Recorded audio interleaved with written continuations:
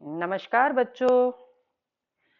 आज हम हमारी पाठ्य पुस्तक वसंत का पाठ पानी की कहानी पढ़ेंगे। बच्चों, जल चक्र के बारे में आप सभी लोग जानते हैं। विज्ञान में आप सबने इसके बारे में पढ़ा है, लेकिन आज हम हिंदी में इसे पढ़ेंगे। बड़े कलात्मक ढंग से लेखक ने हमें बताया है कि ओस की बूंद जो है वो कैसे बनती है, उसका क्या अस्तित्व है, सूरज के आते ही किस तरह से वो बेचारी भाप बनकर उड़ जाती है। तो वैज्ञानिक जो तथ्य है उनके आधार पर कुछ अपनी कल्पना से लेखक ने हमें पानी की कहानी बताई है कि पानी कैसे बनता है। जल चक्र के बारे में आप जानते हैं, समुद्र का पानी भाप बनकर उड़ता है, बादल बनता है, बादल बरसकर वापस जमीन पर आता है और पानी वापस जमीन पर आ जाता है। या फिर पेड़ पौधे जो हैं वो जड़ों के माध्यम से पानी को लेते हैं और फिर उसकी पत्तियों से वाष्प सर्जन होता है, जो कि एक बार फिर से भाप बनकर उड़ता है और उससे भी बादल बनते हैं। आपने ये कहानी पढ़ी हुई है, लेकिन आज हम इसी जानकारी को कहानी के रूप में बड़े ही रोचक ढंग से पढ़ने जा रहे हैं। इस पाठ के लेखक हैं रामचंद्र तिवारी। तो आइए शुरू करते हैं।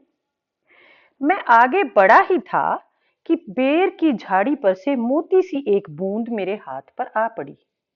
मेरे आश्चर्य का ठिकाना न रहा जब मैंने देखा कि ओस की बूंद मेरी कलाई पर से सरक कर हथेली पर आ गई। मेरी दृष्टि पड़ते ही वह ठहर गई। थोड़ी देर में मुझे सितार के तारों की सी झंकार सुनाई देने लगी। मैंने सोचा कि कोई बजा रहा होगा। चारों ओर देखा, कोई नहीं। फिर अनुभव हुआ कि यह स्वर मेरी हथेली से निकल रहा है। ध्यान से देखने पर मालूम हुआ कि बूंद के दो कण हो गए हैं और वे दोनों हिल हिल कर यह स्वर उत्पन्न कर रहे हैं, मानो बोल रहे हों। उसी सुरीली आवाज में मैंने सुना, सुनो सुनो। मैं चुप था। फिर आवाज आई, सुनो सुनो। अब मुझसे न रहा गया। मेरे मुंह से निकल गया, कहो कहो। ओस की बूंद मानो प्रसन्नता से हिली और बोली, मैं ओस हूं। जानता हूं, मैंने कहा। लोग मुझे पानी कहते हैं, जल भी। मालूम है, मैं बेर के पेड़ में से आई हूं। झूठी, मैंने कहा। सोचा, बेर के पेड़ से क्या पानी का फव्वारा निकलता है? बूंद फिर हिली, मानो मेरे अविश्वास से उसे दुख हुआ हो।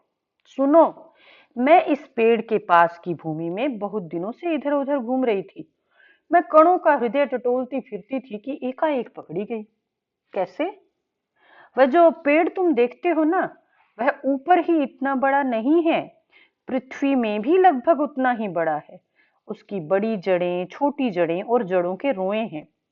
वे रोए बड़े निर्दयी होते हैं। मुझ जैसे असंख्य जल कणों को वे बलपूर्वक पृथ्वी में खींच लेते हैं। कुछ को तो पेड़ एकदम खा जाते हैं और अधिकांश का सब कुछ छीनकर उन्हें बाहर निकाल देते हैं। क्रोध और घृणा से उसका शरीर कांप उठा। तुम क्या समझते हो कि वे इतने बड़े यूं ही खड़े हैं? उन्हें इतना बड़ा बनाने के लिए मेरे असंख्य बंधुओं ने अपने प्राण नाश किए हैं। मैं बड़े ध्यान से उसकी कहानी सुन रहा था। हाँ, तो मैं भूमि के खनिजों को अपने शरीर में घुलाकर आनंद से फिर रही थी कि दुर्भाग्यवश एक रोए से मेरा शरीर छू गया। मैं कांपी, दूर भागने का प्रयत्न किया, परंतु वे पकड़कर छोड़ना नहीं जानते। मैं रोए में खींच ली गई। फिर क्या हुआ? मैंने पूछा। मेरी उत्सुकता बढ़ चली थी। मैं एक कोठरी में बंद कर दी गई। थोड़ी देर बाद ऐसा जान पड़ा कि कोई मुझे पीछे से धक्का दे रहा है और कोई मानो हाथ पकड़कर आगे को खींच रहा हो। मेरा एक भाई भी वहां लाया गया। उसके लिए स्थान बनाने के कारण मुझे दबाया जा रहा था। आगे एक और बूंद मेरा हाथ पकड़कर ऊपर खींच रही थी। मैं उन दोनों के बीच पिस चली। मैं लगभग 3 दिन तक यह सांसत भोगती रही। सांसत कष्ट। मैं पत्तों के नन्हे नन्हे छेदों से होकर जैसे तैसे जान बचाकर भागी। मैंने सोचा था कि पत्ते पर पहुंचते ही उड़ जाऊंगी, परंतु बाहर निकलने पर ज्ञात हुआ कि रात होने वाली है और सूर्य जो हमें उड़ने की शक्ति देते हैं जा चुके हैं और वायुमंडल में इतने जलकण उड़ रहे हैं कि मेरे लिए वहां स्थान नहीं है। तो मैं अपने भाग्य पर भरोसा कर पत्तों पर ही सिकुड़ी पड़ी रही। अभी जब तुम्हें देखा तो जान में जान आई और रक्षा पाने के लिए तुम्हारे हाथ पर कूद पड़ी। इस दुख तथा भावपूर्ण कहानी का मुझ पर बड़ा प्रभाव पड़ा। मैंने कहा, जब तक तुम मेरे पास हो कोई पत्ता तुम्हें न छू सकेगा। भैया तुम्हें इसके लिए धन्यवाद है। मैं जब तक सूर्य ना निकले तभी तक रक्षा चाहती हूँ। उनका दर्शन करते ही मुझ में उड़ने की शक्ति आ जाएगी। मेरा जीवन विचित्र घटनाओं से परिपूर्ण है। मैं उसकी कहानी तुम्हें सुनाऊंगी तो तुम्हारा हाथ तनिक भी ना दुखेगा। अच्छा सुनाओ। बहुत दिन हुए। मेरे पुरखे हड्रोजन और ओशजन यानी हाइड्रोजन और ऑक्सीजन नामक दो गैसें सूर्यमंडल में लपटों के रूप में विद्यमान थीं। सूर्यमंडल अपने निश्चित मार्ग पर चक्कर काट रहा था। वे दिन थे जब हमारे ब्रह्मांड में उथल पुथल हो रही थी। अनेक ग्रह और उपग्रह बन रहे थे। ठहरो, क्या तुम्हारे पुरखे अब सूर्यमंडल में नहीं हैं? हैं। उनके वंशज अपनी भयावह लपटों से अब भी उनका मुख उज्जवल किए हुए हैं। हाँ, तो मेरे पुरखे बड़ी प्रसन्नता से सूर्य के धरातल पर नाचते रहते थे। एक दिन की बात है कि दूर एक प्रचंड प्रकाश पिंड दिखाई पड़ा। उनकी आंखें चौंधियाने लगीं। यह पिंड बड़ी तेजी से सूर्य की ओर बढ़ रहा था। ज्यों-ज्यों पास आता जाता था, उसका आकर्षण बढ़ता जाता था। यह सूर्य से लाखों गुना बड़ा था। उसकी महान आकर्षण शक्ति से हमारा सूर्य कांप उठा। ऐसा ज्ञात हुआ कि उस ग्रहराज से टकराकर हमारा सूर्य चूर्ण हो जाएगा। वैसा ना हुआ। वह सूर्य से सहस्त्रों मील दूर से ही घूम चला, परंतु उसकी भीषण आकर्षण शक्ति के कारण सूर्य का एक भाग टूटकर उसके पीछे चला। सूर्य से टूटा हुआ भाग इतना भारी खिंचाव संभाल ना सका और कई टुकड़ों में टूट गया। उन्हीं में से एक टुकड़ा हमारी पृथ्वी है। यह प्रारंभ में एक बड़ा आग का गोला थी। ऐसा? परंतु उन लपटों से तुम पानी कैसे बनी? मुझे ठीक नहीं पता। हाँ, यह सही है कि हमारा ग्रह ठंडा होता चला गया और मुझे याद है कि अरबों वर्ष पहले मैं हड्रोजन और ओशजन के रासायनिक क्रिया के कारण उत्पन्न हुई हूँ। उन्होंने आपस में मिलकर अपना प्रत्यक्ष अस्तित्व गंवा दिया है और मुझे उत्पन्न किया है। मैं उन दिनों भाप के रूप में पृथ्वी के चारों ओर घूमती फिरती थी। उसके बाद न जाने क्या हुआ। जब मुझे होश आया तो मैंने अपने को ठोस बर्फ के रूप में पाया। मेरा शरीर पहले भाप रूप में था। वह अब अत्यंत छोटा हो गया था। वह पहले से कोई 17वां भाग रह गया था। मैंने देखा, मेरे चारों ओर मेरे असंख्य साथी बर्फ बने पड़े थे। जहां तक दृष्टि जाती थी बर्फ के अतिरिक्त कुछ दिखाई न पड़ता था। जिस तरह हमारे ऊपर सूर्य की किरणें पड़ती थी तो सौंदर्य बिखर पड़ता था। हमारे कितने ऐसे साथी थे जो बड़ी उत्सुकता से आंधी में ऊंचा उड़ने उछलने कूदने के लिए कमर कसे तैयार बैठे रहते थे। बड़े आनंद का समय रहा होगा वहां। बड़े आनंद का? बड़े आनंद का। कितने वर्षों तक? कई लाख वर्षों तक। कई लाख? हाँ, चौंको नहीं। मेरे जीवन में 100-200 वर्ष दाल में नमक के समान भी नहीं है। मैंने ऐसे दीर्घजीवी से वार्तालाप करते जान अपने को धन्य माना। दीर्घजीवी यानी लंबे समय तक जीवित रहने वाला। और ओस की बूंद के प्रति मेरी श्रद्धा बढ़ चली। हम शांति से बैठे एक दिन हवा से खेलने की कहानियां सुन रहे थे कि अचानक ऐसा अनुभव हुआ मानो हम सरक रहे हैं। सबके मुंह पर हवाइयां उड़ने लगी। हवाइयां उड़ना एकदम से घबरा जाना, बदहवास हो जाना। अब क्या होगा? इतने दिन आनंद से काटने के पश्चात अब दुख सहन करने का साहस हम में ना था। बहुत पता लगाने पर हमें ज्ञात हुआ कि हमारे भार से ही हमारे नीचे वाले भाई दबकर पानी हो गए हैं। उनका शरीर ठोसपन को छोड़ चुका है और उनके तरल शरीर पर हम फिसल चले हैं। मैं कई मास समुद्र में इधर उधर घूमती रही। फिर एक दिन गर्म धारा से भेंट हो गई। धारा के जलते अस्तित्व को ठंडक पहुंचाने के लिए हमने उसकी गर्मी सोखनी प्रारंभ कर दी। इसके फलस्वरूप मैं पिघल पड़ी और पानी बनकर समुद्र में मिल गई। समुद्र का भाग बनकर मैंने जो दृश्य देखा वह वर्णनातीत है। मैं अभी तक समझती थी कि समुद्र में केवल मेरे बंधु बांधवों का ही राज्य है, परंतु अब ज्ञात हुआ कि समुद्र में चहल पहल वास्तव में दूसरे ही जीवों की है और उसमें तो निरा नमक भरा है। पहले पहल समुद्र का खारापन मुझे बिल्कुल नहीं भाया। जी में चलाने लगा, पर धीरे धीरे सब सहन हो चला। एक दिन मेरे जी में आया कि मैं समुद्र के ऊपर तो बहुत घूम चुकी हूँ, भीतर चलकर भी देखना चाहिए कि क्या है। इस कार्य के लिए मैंने गहरे जाना प्रारंभ कर दिया। मार्ग में मैंने विचित्र विचित्र जीव देखे। मैंने अत्यंत धीरे धीरे रेंगने वाले घोंगे, जालीदार मछलियां, कई कई मन भारी कछुए और हाथों वाली मछलियां देखी।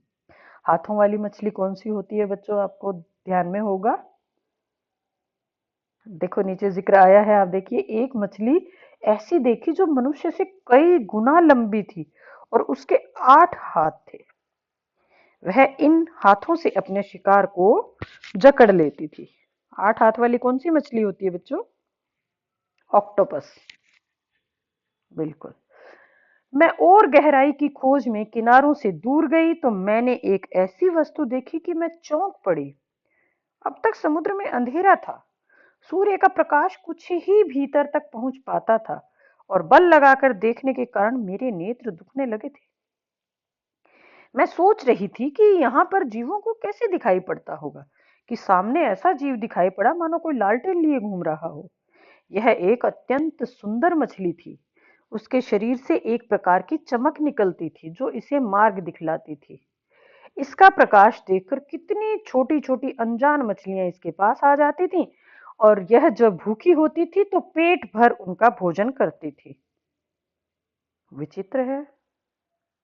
जब मैं और नीचे समुद्र की गहरी तह में पहुंची तो देखा वहां भी जंगल है। छोटे ठिंगने मोटे पत्ते वाले पेड़ बहुतायत से उगे हुए हैं। वहां पर पहाड़ियां हैं, घाटियां हैं। इन पहाड़ियों की गुफाओं में नाना प्रकार के जीव रहते हैं जो निपट अंधे और महा आलसी हैं।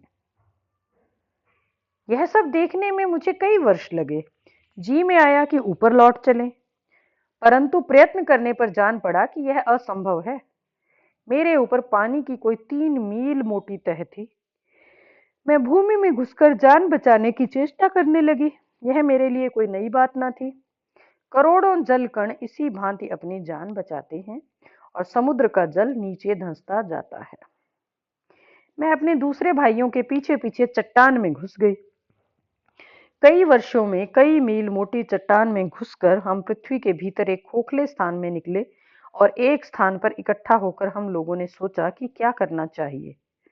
कुछ की सम्मति में वहीं पड़ा रहना ठीक था, परंतु हम में कुछ उत्साही युवा भी थे। वे एक स्वर में बोले, हम खोज करेंगे, पृथ्वी के हृदय में घूम घूम कर देखेंगे कि भीतर क्या छिपा हुआ है। अब हम शोर मचाते हुए आगे बढ़े तो एक ऐसे स्थान पर पहुंचे जहां ठोस वस्तु का नाम भी न था। बड़ी बड़ी चट्टानें लाल पीली पड़ी थीं और नाना प्रकार की धातुएं इधर उधर बहने को उतावली हो रही थी। इसी स्थान के आसपास एक दुर्घटना होते होते बची। हम लोग अपनी इस खोज से इतने प्रसन्न थे कि अंधाधुंध बिना मार्ग देखे बढ़े जाते थे। इससे अचानक एक ऐसी जगह जा पहुंचे जहां तापक्रम बहुत ऊंचा था। यह हमारे लिए असह्य था।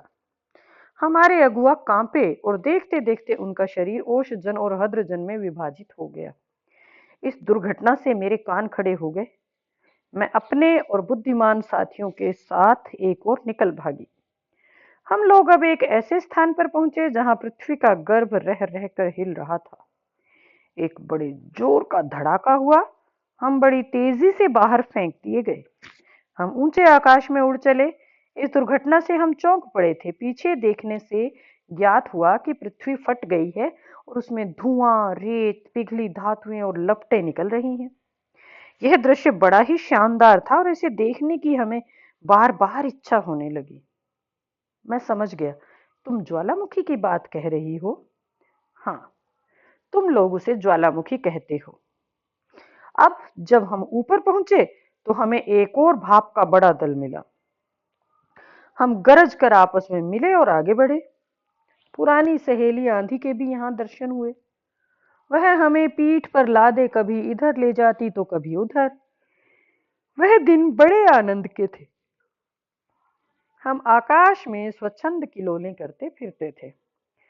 बहुत से भाप जल कणों के मिलने के कारण हम भारी हो चले और नीचे झुक आए और एक दिन बूंद बनकर नीचे कूद पड़े। मैं एक पहाड़ पर गिरी और अपने साथियों के साथ मैली कुचैली हो एक ओर को बह चली। पहाड़ों में एक पत्थर से दूसरे पत्थर पर कूदने और किलकारी मारने में जो आनंद आया वह भूला नहीं जा सकता। हम एक बार बड़ी ऊंची शिखर पर से कूदे और नीचे एक चट्टान पर गिरे। बेचारा पत्थर हमारे प्रहार से टूटकर खंड खंड हो गया।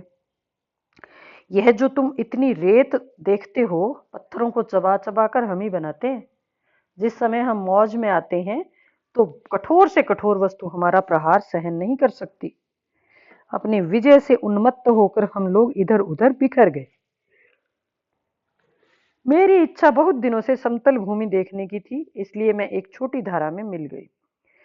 सरिता के वे दिवस बड़े मजे के थे। हम कभी भूमि को काटते, कभी पेड़ों को खोखला कर उन्हें गिरा देते। बहते बहते मैं एक दिन एक नगर के पास पहुंची। मैंने देखा कि नदी के तट पर एक ऊंची मीनार में से कुछ काली काली हवा निकल रही है। मैं उत्सुक हो उसे देखने को क्या बढ़ी कि अपने हाथों दुर्भाग्य को न्योता दिया। ज्यों ही मैं उसके पास पहुंची, अपने और साथियों के साथ एक मोटे नल में खींच ली गई। कई दिन तक मैं नल नल घूमती फिरी। मैं प्रतिक्षण उसमें से निकल भागने की चेष्टा में लगी रहती थी। भाग्य मेरे साथ था। बस एक दिन रात के समय मैं ऐसे स्थान पर पहुंची जहां नल टूटा हुआ था। मैं तुरंत उसमें होकर निकल भागी और पृथ्वी में समा गई। अंदर ही अंदर घूमते घूमते इस बेर के पेड़ के पास पहुंची।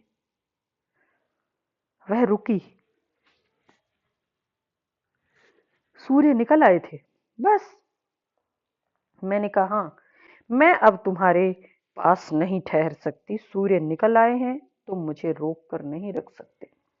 वह ओस की बूंद धीरे धीरे घटी और आंखों से ओझल हो गई।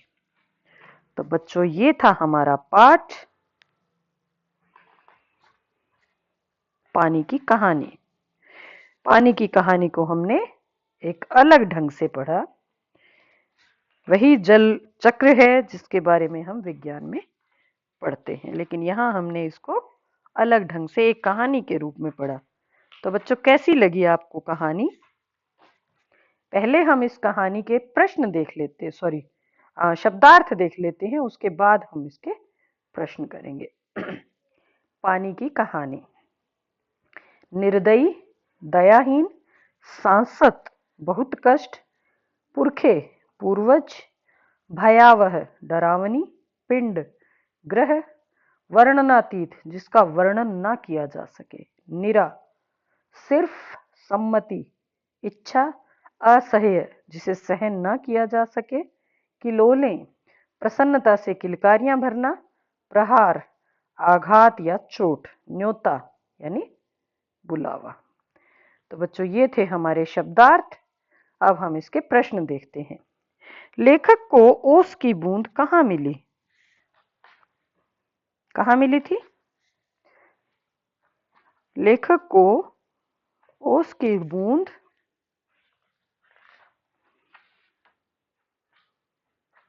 एक पेड़ के पास मिली। उसके हाथ पर गिरी हुई थी ना, झाड़ी के पास थी, बेर की झाड़ी के पास, जो अचानक उसके हाथ पर आ गई थी। उसकी बूंद क्रोध और घृणा से क्यों कांप उठी? बूंद का जो गुस्सा है या जो नफरत है वो पेड़ के प्रति है। वो उसका ये मानना है कि पेड़ की जड़ें उसे जबरदस्ती खींचकर जमीन में ले जाती हैं और उसे बाहर नहीं निकलने देती। खुद तो वो हरे भरे हो जाते हैं और हमारा सारा अस्तित्व खत्म कर देते हैं। तीसरा प्रश्न, हाइड्रोजन और ऑक्सीजन को पानी ने अपना पूर्वज या पुरखा क्यों कहा? क्योंकि हाइड्रोजन और ऑक्सीजन दोनों के मिलने से पानी का निर्माण होता है, इसी वजह से उसे पूर्वज या पुरखा कहा गया है। पानी की कहानी के आधार पर पानी के जन्म और जीवन की यात्रा का वर्णन अपने शब्दों में कीजिए। आप बता दोगे किस तरह से पानी का जन्म हुआ और कैसे कैसे उसका जीवन बीता, ये आपको कहानी के आधार पर बच्चा बताना है। अगला प्रश्न है हमारा, पानी की कहानी के सॉरी कहानी के अंत और आरंभ के हिस्से को स्वयं पढ़िए और बताइए ओस की बूंद लेखक को आप बीती सुनाते हुए किसकी प्रतीक्षा कर रही थी? सूर्य की, क्योंकि सूर्य का ताप पाते ही वह भाप बनकर उड़ जाती है। पाठ से आगे, जल चक्र के विषय में जानकारी प्राप्त कीजिए और पानी की कहानी से तुलना करके देखिए कि लेखक ने पानी की कहानी में कौन कौन सी बातें विस्तार से बताई हैं। जल चक्र में जो हम पढ़ते हैं तो उसमें हम यही पढ़ते हैं कि जल है, जल भाप बनकर उड़ता है, बादल जो भाप है वो बादल बनती है, बादल से वर्षा होती है और वापस जल बन जाता है। लेकिन इसमें इस कहानी को बहुत लंबा करके दिखाया, धरती के नीचे, सागर के अंदर और पता नहीं पेड़ की जड़ों से होते हुए कहां कहां से होकर वो गुजरती है। पानी की कहानी पाठ में ओस की बूंद अपनी कहानी स्वयं सुना रही है और लेखक केवल श्रोता है। इस आत्मकथात्मक शैली में आप भी किसी वस्तु का चुनाव करके कहानी लिखें। ये बेटा आपके अपने अनुमान से लिखने की बात है, अपने आप सोचकर किसी भी विषय में एक कहानी बना सकते हो। समुद्र के तट पर बसे नगरों में अधिक ठंड और अधिक गर्मी क्यों नहीं होती? क्योंकि समुद्र के तट पर जो भी नगर बसे हुए हैं वहां हमेशा पानी की वजह से नमी रहती है और समुद्र का पानी ना तो जल्दी गर्म होता है और ना ही जल्दी ठंडा होता है। अक्सर जो रेतीले क्षेत्र होते हैं वहां पर गर्मी भी बहुत जल्दी पड़ती है और सर्दी भी बहुत जल्दी पड़ती है। वहां ठंड और गर्मी दोनों ही बहुत ज्यादा होती हैं, अति में होती हैं। लेकिन पानी चूंकि ना तो जल्दी गर्म होता है और ना ही जल्दी ठंडा होता है, तो पानी के आसपास जो बसे हुए नगर हैं, समुद्र जैसे बहुत बड़ा पानी का स्रोत है, तो ऐसी जगहों पर जो नगर बसे हुए हैं वहां पर गर्मी और सर्दी दोनों ही ज्यादा नहीं हो पाती, क्योंकि पानी का तापमान जल्दी से ना तो गिरता है और ना ही ऊपर उठता है। पेड़ के भीतर फव्वारा नहीं होता, तब पेड़ की जड़ों से पत्ते तक पानी कैसे पहुंचता है? और इस क्रिया को वनस्पति शास्त्र में क्या कहते हैं? पेड़ के अंदर फव्वारा तो नहीं होता है, लेकिन फिर भी पेड़ की जड़ों से पत्ते तक पानी पहुंचता है, क्योंकि पेड़ की जड़ों में और तने में भी कुछ वाहिकाएं होती हैं या नर्व्स, जिस तरह से हमारे शरीर में नाड़ियां होती हैं, उसी तरह का कुछ तंत्र पेड़ों के अंदर भी होता है। उन्हीं के माध्यम से पानी भाप बनकर उड़ता है या पेड़ों के जो पानी जड़ से पत्तियों तक पहुंचता है। इसको हम ट्रांसपायरेशन ट्रांसपायरेशन कहते हैं या संवहन क्रिया कहते हैं। इसको जानने का सबसे आसान तरीका यही है कि आप किसी भी एक बर्तन में पानी डालिए, पानी में थोड़ा सा रंग डाल दीजिए और सफेद फूल वाला कोई पौधा उसमें लगा दीजिए। आप देखोगे थोड़े समय बाद वो जो रंग है वो पौधे के जो फूल हैं उनमें आना शुरू हो जाएगा। इससे पता चलता है कि पानी जो है वो पौधे के अंदर से होके किस तरह से ऊपर आता है। अनुमान और कल्पना। पानी की कहानी में लेखक ने कल्पना और वैज्ञानिक तथ्य का आधार लेकर ओस की बूंद की यात्रा का वर्णन किया है। ओस की बूंद अनेक अवस्थाओं में सूर्यमंडल, पृथ्वी, वायु, समुद्र, ज्वालामुखी, बादल, नदी और जल से होते हुए पेड़ के पत्ते तक की यात्रा करती है। इस कहानी की भांति आप भी लोहे अथवा प्लास्टिक की कहानी लिखने का प्रयास कीजिए। ये बच्चों पूरी तरह से आपकी कल्पना पर आधारित है, आप स्वयं करेंगे। दूसरा प्रश्न जो हमारा है कि अन्य पदार्थों के समान जल की भी 3 अवस्थाएं होती हैं। अन्य पदार्थों से जल की अवस्थाओं में एक विशेष अंतर यह है कि जल की तरल अवस्था की तुलना में ठोस अवस्था हल्की होती है। इसका क्या कारण है?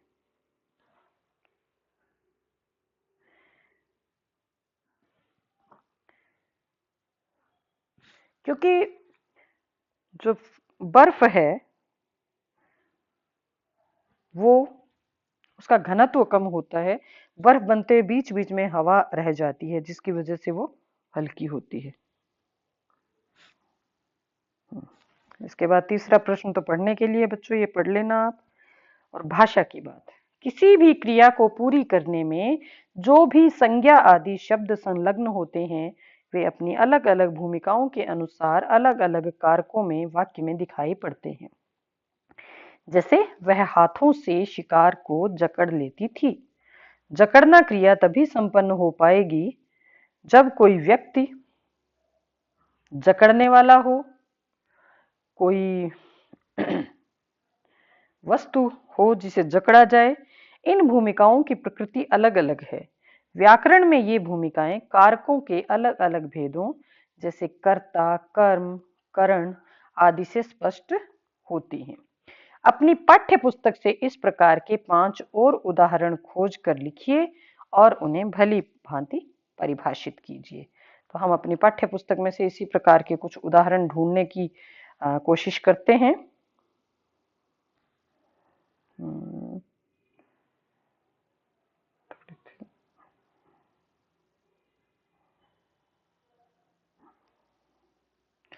मैं बेर के पेड़ में से आई हूं।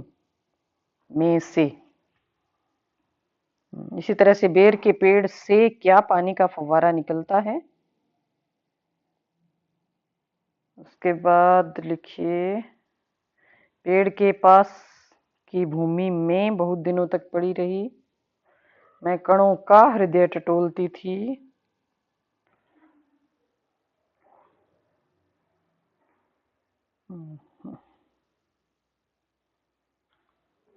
मेरे असंख्य बंधुओं ने अपने, नहीं ये तो रहने दो।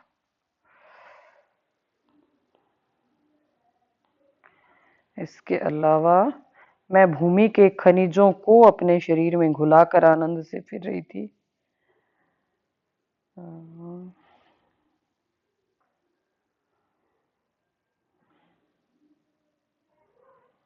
मैं पेड़ के नन्हे नन्हे छेदों से होकर जैसे तैसे भागी। इसी प्रकार के बच्चे और भी उदाहरण आप इसमें से ढूंढ सकते हो। 4-5 उदाहरण हो गए हैं। इसके साथ ही हमारा यह पाठ यहीं समाप्त होता है। धन्यवाद।